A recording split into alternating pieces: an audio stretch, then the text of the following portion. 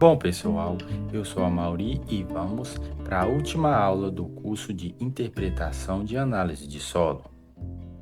Lembrando que fizemos a aula sobre importância e coleta de amostra de solo. Vamos começar com este exemplo de análise de solo que peguei da internet. Precisamos entender que a planta vai precisar de vários nutrientes para sua sobrevivência. Existem os macro e micronutrientes.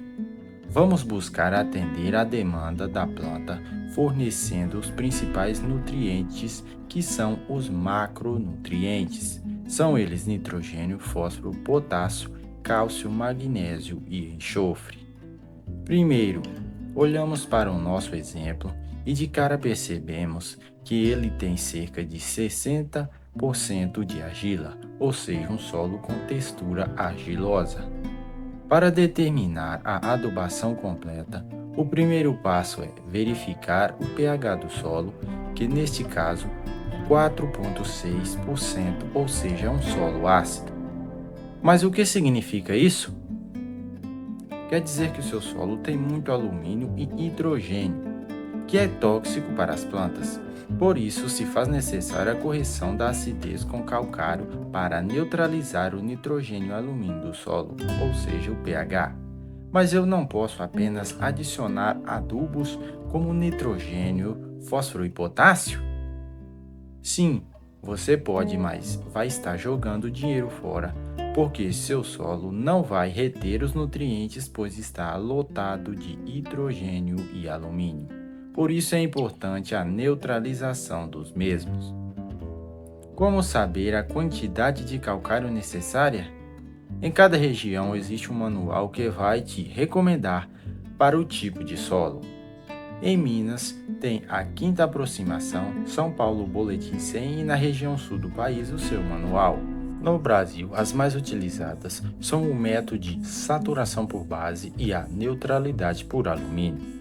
Apenas a região sul que utiliza o índice SMP, que é uma determinação de toneladas de calcário para seguir determinado pH, já está no manual. A forma de neutralizar o alumínio é necessidade de calcário Y mais A alumínio mais abre colchete menos cálcio e magnésio fecha colchete. O valor Y varia de acordo com a textura do solo, enquanto o valor X é variável em função da exigência da cultura. O valor Y é determinado assim. Valor 1, solos com 15% de argila. Valor 2, solos entre 15 a 35% de argila. Valor 3, para solos com 35% de argila. Valor X, valor 1 para culturas tolerantes ao alumínio. Valor 2, a maioria das culturas. Valor 3, culturas sensíveis ao alumínio. Agora que já vimos os valores, vamos para o exemplo. Necessidade de calcário: 3 vezes 1,1 mais a parênteses 2 menos 2,4, fecha parênteses, igual 3,7 toneladas de calcário, a PRNT de 100%. Mas o que é isso? Nada mais do que a pureza do seu calcário. Quando você for comprar o calcário e perguntar a pureza e não for 100%, deve-se fazer uma regra de 3 para encontrar o valor correto. Exemplo, PRNT de 80%, logo será 37 vezes 100 dividido por 80, que será igual a 4,6 toneladas de calcário. Vamos para o segundo método, que é o de elevação de saturação de bases, que na análise do solo é representada pelo V maiúsculo.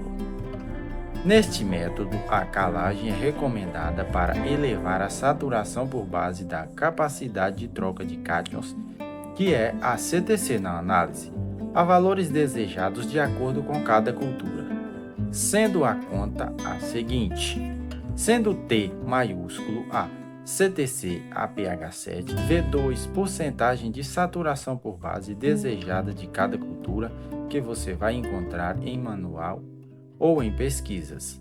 V1 porcentagem de saturação de base do resultado da análise de solo, que é encontrado multiplicando a soma das bases por 100 e dividindo o resultado pela CTC em pH 7.